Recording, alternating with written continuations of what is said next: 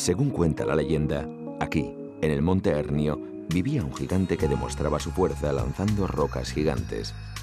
La gente de los alrededores quiso comprobar de cerca la fuerza del gentil y le pidieron que lanzara una gran piedra. El gentil la cogió y la lanzó hasta el monte Alotza en Aralar. Desde entonces, allí está.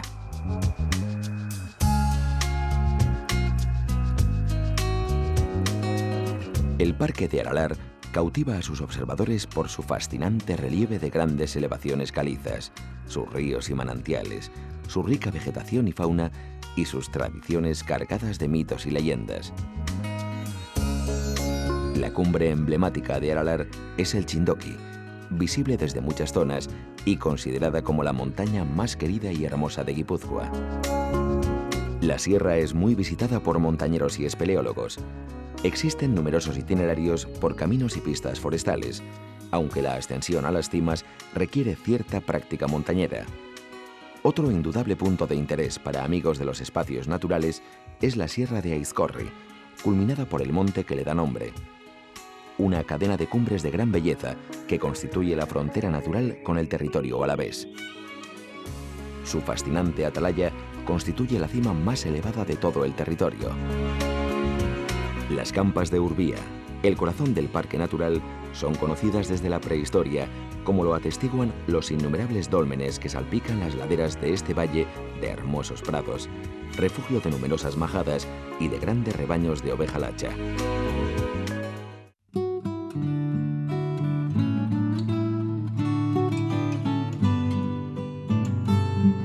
Lo que se conoce como la comarca de Tolosaldea está formada por 28 municipios.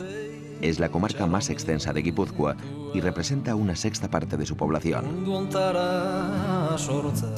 Tolosaldea está enclavada entre dos de las sierras más importantes que atraviesan Guipúzcoa. Por un lado, el macizo de Hernio y por otro, la Sierra de Aralar, que ha sido declarada Parque Natural. En este largo valle, por donde discurren el río Oca y las vías de comunicación más importantes del territorio, está Tolosa, que ejerce una capitalidad que en otros tiempos se extendía a toda Guipúzcoa. Muchas son las señas de identidad de Tolosa, que entre otras cosas fue durante el franquismo la única localidad que consiguió conservar unos carnavales especialmente populares que atraen a multitudes.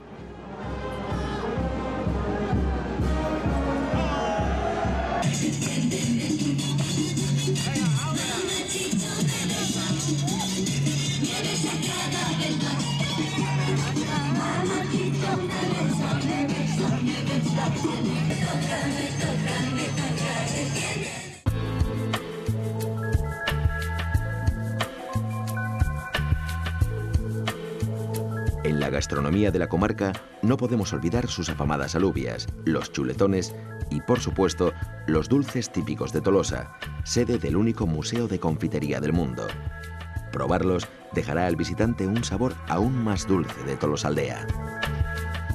¿Qué os parece si ahora os proponemos un menú con sabor típicamente guipuzcoano? Para empezar, un buen plato de alubias de Tolosa. De segundo, unos inigualables mondejos de Zaldivia. Y yo creo que nada mejor que unos tostones de Vergara para dejarnos un sabor de boca inolvidable. ¿Por qué crees tú que es tan famosa y gusta tanto la alubia de Tolosa? ¿Cuál es el secreto? Pues el secreto yo creo que es el clima, la tierra, los productos que utilicemos, porque se utilizan con productos naturales. Más que nada estiércol y cosas limpias. La alubia se cultiva la mayor parte del mes de mayo, mayo-junio. Mayo-junio, ¿se recoge? Y se recoge septiembre-octubre. Pero mientras, claro, hay que darle muchas vueltas. Hay que preparar bien la tierra antes de sembrar y hay que cuidar la hierba. Y es muy importante que mantenga el color, este color limpio, que es lo que dice que adentro está alubia de buena calidad. ¿Y una vez desgranada la alubia? Desgranada la alubia, pues ya hay que pasarlo por el congelador, hay que tratarlo solamente pasando al congelador, no se le echa ninguna otra cosa más. ¿No utilizáis ningún conservante? Nada más, eso es para que no le salga el bicho, que eso es lo que le ataca mucho. Y eso, que esté sana la alubia del bicho, es la garantía que tenemos con la alubia de Tolosa. Bueno, Roberto nos va a explicar, experto cocinero, Nos va a explicar cómo hacer unas buenas alubias de Tolosa. Si te parece, empezamos por el principio con los ingredientes. Un kilo de alubias, aproximadamente 3 litros de agua. Llevamos a ebullición, que hierva fuerte, y cuando ha empezado a hervir bajamos el fuego al mínimo. Entonces añadimos un chorretón de aceite de oliva, aproximadamente 1 decilitro, y con eso las dejamos que se vayan haciendo. Bajamos el fuego al mínimo y dejamos que vaya hirviendo la alubia, que vaya mermando el agua, a la vez que va recuperando, la alubia va cogiendo grosor con el agua que va absorbiendo. Y cuando ya están hechas aproximadamente unas 2 horas y media por ahí, lo que hacemos es apagarlas, dejar que reposen, que bajen de temperatura, y entonces ya es cuando ya se forma este caldo, esta ligazón que hemos obtenido aquí con las alubias, ¿no? Que quizás es la virtud principal que tiene la alubia de Tolosa. ¿Tú crees que están ya en su punto para que las probemos? Yo creo que sí. Bueno, pues allá voy, ¿eh? A ver.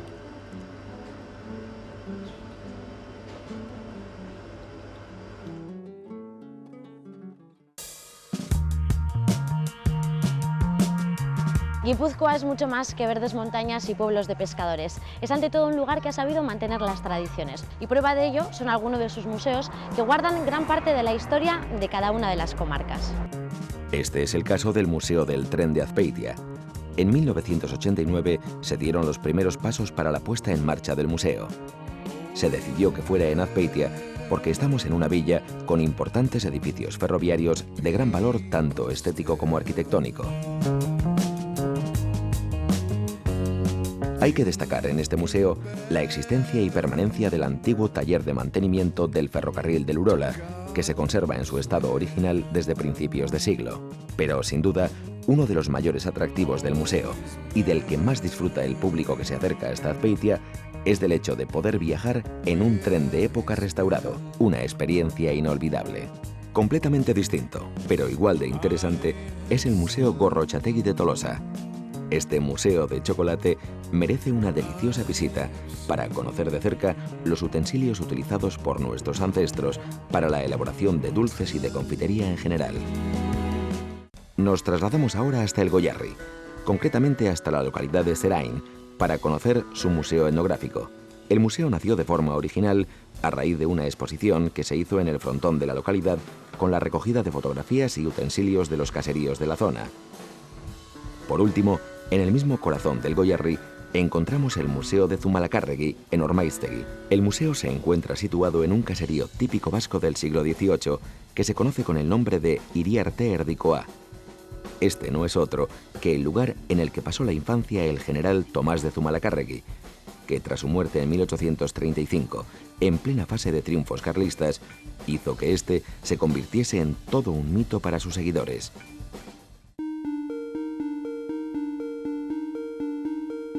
Arrancamos nuestro recorrido por la comarca de Urola Garaia desde aquí, desde Zumárraga, una villa repleta de arte e historia. ¿Sabéis qué ilustre personaje nació aquí? En Zumárraga nació Miguel López de Legazpi, conquistador de Filipinas en el siglo XVI, cuya estatua preside la hermosa plaza porticada de la localidad.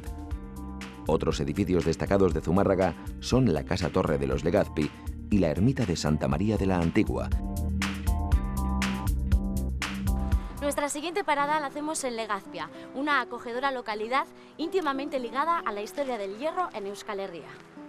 La ferrería de Mirandaola de Legazpi es célebre por haber sido una de las últimas en cerrar sus puertas y por haber acogido un milagro que se recuerda cada año el Día de la Santa Cruz.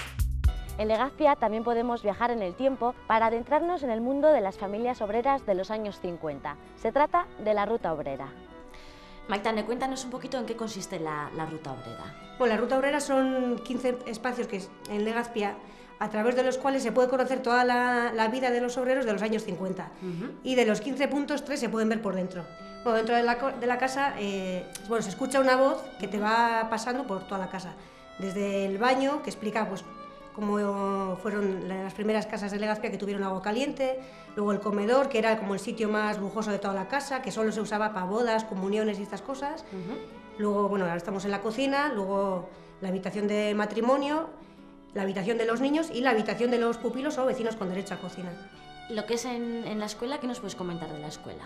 Bueno, la escuela la hizo Patricio, fue un colegio solamente para chicos. para los hijos de sus obreros. Y era un colegio religioso que llevaban los hermanos de La Salle. Y lo que nos queda, que creo que es la capilla, ¿no? Sí, la capilla, bueno, se hizo a la vez que se hizo la escuela, se hizo la capilla. Era una época en que la religión tenía mucha importancia y bueno, los niños entonces en esa época era obligatorio ir a misa todos los días antes de entrar en la escuela. Entonces tenía la misma importancia la escuela que la capilla. El Parque de Mirandaola nos brinda además la oportunidad de vivir en directo la transformación del hierro, tal como lo hacían los propios ferrones del siglo XIX.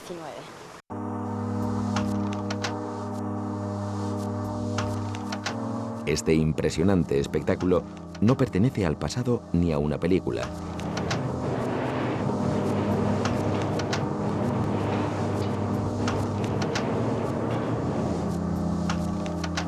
Todos los primeros domingos de mes, la ferrería de Mirandaola en Legazpi se abre al público para recrear cómo se moldeaba el hierro hasta el siglo XIX.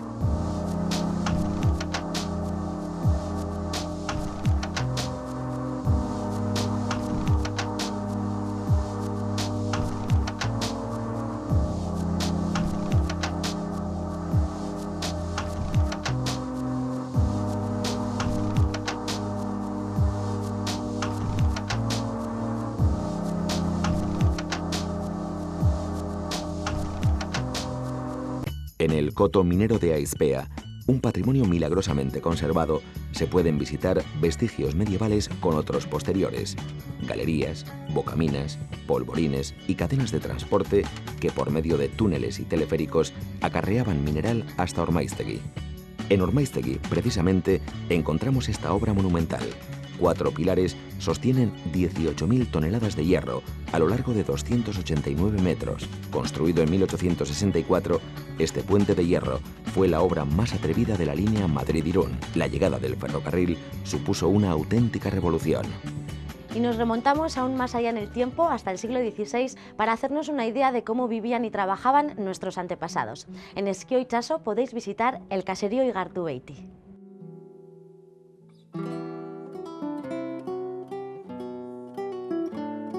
Creo que estamos precisamente en el lagar, ¿no? Que Sí. es un poquito la parte más importante del caserío. ¿Y nos puedes explicar un poquito cómo Sí. funciona? Sí, bueno, donde estamos aquí es la masera, se le llama masera y aquí se colocaba la manzana. Ajá. Luego la machacaban con el pisón, de arriba abajo así, y luego la amontonaban la manzana al medio y hacían como una especie de montaña. Ujú. Y luego encima de esa manzana machacada iban colocando pues toda esta madera. Lo que se hacía era mover el eje Ajá. del lagar. La base del eje está en la planta baja, es una piedra que tiene un husillo de madera. Como se puede ver aquí, esta es la continuación del eje. Que viene de abajo, ¿no? Sí, eso es. Entonces lo movían a mano, Sí. de abajo, y este husillo daba vueltas. Ajá. Entonces, a consecuencia de ello, esta viga, que tiene 11 metros y pesa más de 2 toneladas, baja. Y con la fuerza que hace ahí en medio, pues todas estas tablas que están debajo pues prensan la manzana. Entonces la sidra caía a la cuadra, primero se recogía en una tiña, en una especie de cupela, y luego ya se pasaba a las barricas. Ujú. ¿Y está rica? Sí, este año dice que está bastante buena.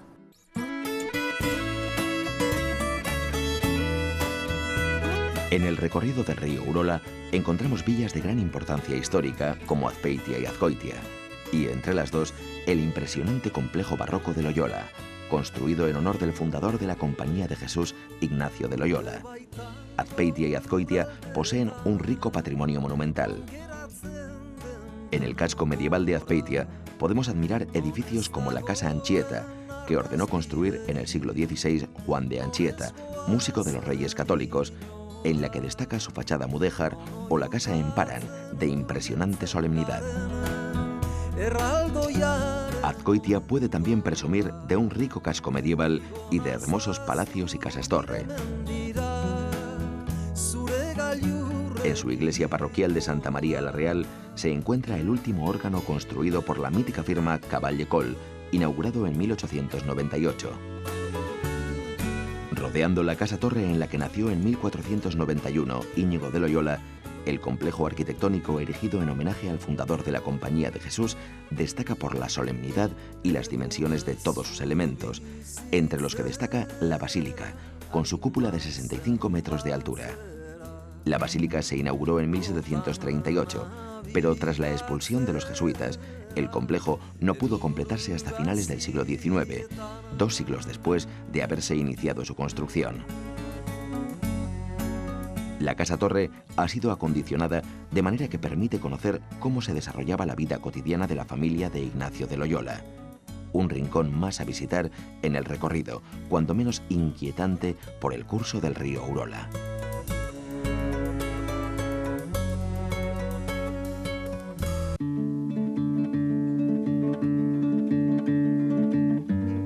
La comarca del Alto Deva se encuentra situada en la parte occidental de Guipúzcoa, linda con Álava y Vizcaya, constituyendo un punto estratégico para el conocimiento del país. Destacan las villas monumentales de Vergara, Oñati y Salinas de Leniz. En la cabecera de la cuenca del Deva se encuentra el antiguo condado de Oñati. Esta villa se sitúa en una tierra abrupta y de recortados perfiles, cercada por sierras de gran altura. No es de extrañar, por lo tanto, que las dos formas con las que aparece nombrado el pueblo desde los documentos más antiguos, Oñati y Oñate, hagan relación a su orografía, pie de puerto y abundancia de colinas. Se conoce también con el nombre de la Toledo Vasca. Cuenta con algunas de las obras más representativas tanto del arte vasco como civil o religioso. Uno de los ejemplos más bellos de la arquitectura civil de estilo renacentista es la Universidad Sancti Spiritus. Por supuesto, en Oñati no hay que dejar de visitar el santuario de Arantzazu. Cuenta la tradición que a un pastor llamado Rodrigo de Balzategui se le apareció la Virgen sobre un espino, y este asombrado le preguntó: «¿Arantzazu? ¿Tú en un espino?». Desde entonces siguieron siglos de devoción, peregrinación, arte y cultura que la comunidad franciscana supo organizar en aquellas inhospitalarias alturas. Vergara, localidad de arraigada tradición cultural, conocida en toda Europa en el siglo XVIII por su Real Seminario Patriótico Vascongado, en cuyas instalaciones se aisló por primera vez el metal wolframio y se halló el método para hacer maleable el platino.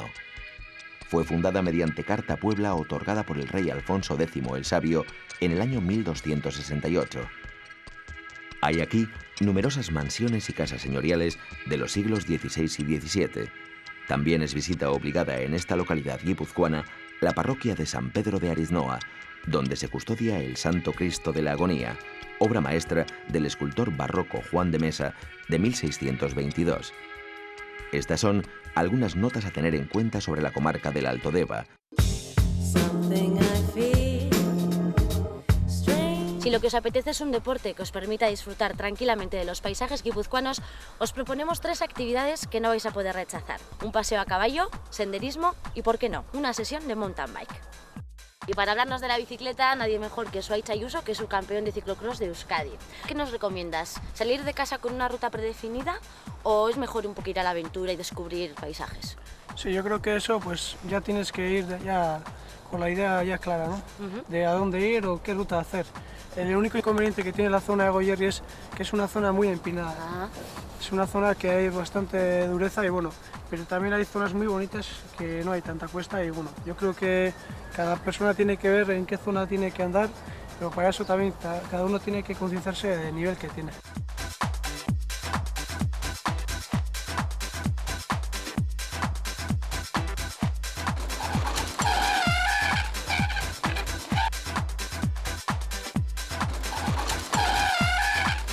Maite, explícanos un poquito en qué consiste el paseo a caballo, que es lo que se suele hacer habitualmente. A ver, pues consiste un poquito en poder disfrutar un poco del caballo en el monte, ¿no? Y eso, pues hacer, pues ir a merendar al monte o ver paisaje. Creo, Maite, que aquí tenéis un caballo, una especie autóctona, ¿no? El potoca. Sí, tenemos pochocas que suelen montar los críos y eso, y son muy majas, que pueden aguantar bien todo el invierno en el monte.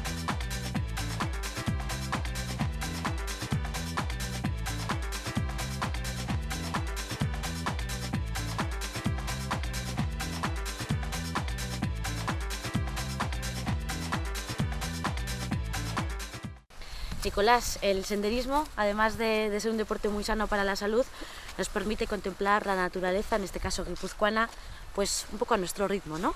Sí, eso es. Además es una de las formas más cómodas y bueno, yo diría típicas, ¿no? del medio montañedo para disfrutar de la naturaleza. ¿Qué nos recomendarías tú para hacer una ruta de senderismo? Bueno, tenemos más de 50 rutas que están diseñadas y bien señalizadas, entonces bueno, cualquier pueblo pequeño como Gainza, Alzaga, bueno, hay rutas que comunican uno con el otro pueblo y también bueno, rutas que acceden hacia las puertas de entrada del Parque Natural de Adalar y de Osbord, ¿no?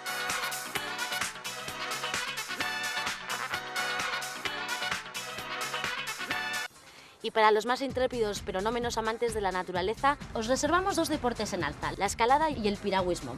ambos os permitirán Conocer y vivir en primera persona los montes y los ríos guipuzcoanos. Bueno, Maider, cuéntanos, ¿qué parajes guipuzcoanos podemos conocer haciendo piragua? Bueno, parajes varios. Por la costa se puede andar por cualquier sitio, más o menos por Guetaria, que nosotros ahí también damos cursillos, y si no en Hondarribi, por el Vidasoya sí anda mucha gente, y en San Sebastián, en la bahía, pues también está bien. Es una actividad física en la que te lo pasas bien, no es duro y bueno. ¿Crees que seré capaz yo de dar unas vueltitas con la piragua sin caerme? Sí, yo creo que sí. Venga, no es muy difícil. Lo vamos a intentar, a ver vale, lo que pasa. Pues, vamos.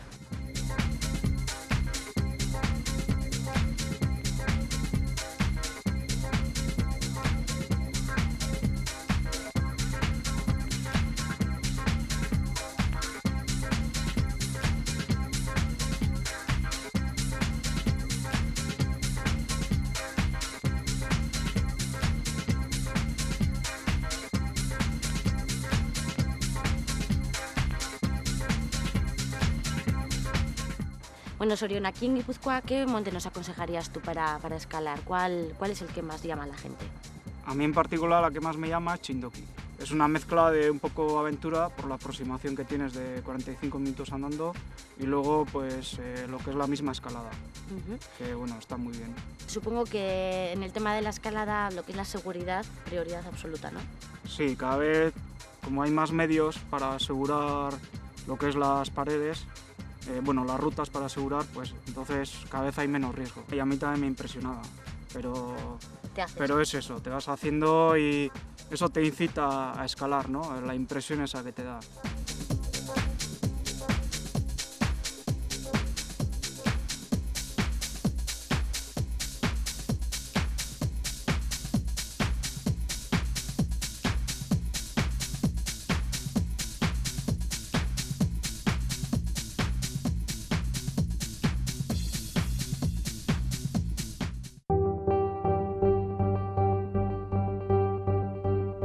Afortunadamente, la tan cacareada globalización, con sus Halloweens y sus Santa Claus, no ha conseguido aún hacer tabla rasa con las fiestas y tradiciones autóctonas. En Amezqueta, el 1 de noviembre, se conserva la vieja costumbre de la Argiza Yolá. Se trata de velas encendidas en torno a piezas de madera tallada que iluminan los sepulcros durante la misa mayor, creando un ambiente realmente mágico.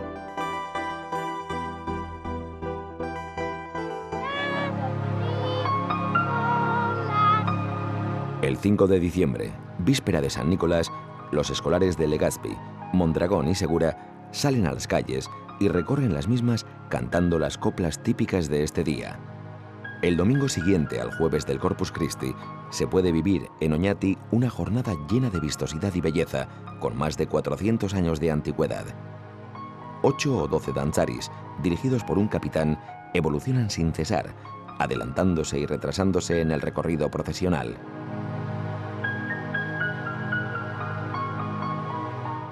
El tercer domingo de julio celebran en Antzuola el alarde del Moro. Los lugareños recuerdan así la legendaria victoria de una partida de mozos de la localidad sobre una facción musulmana en la batalla de Valdejunquera.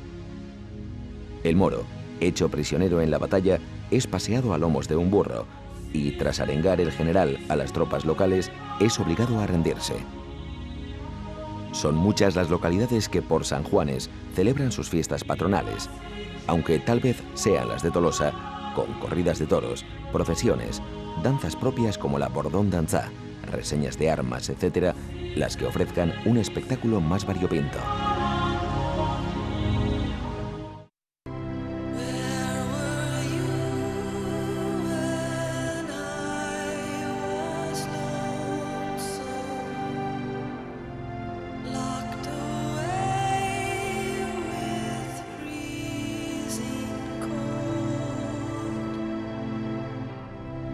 So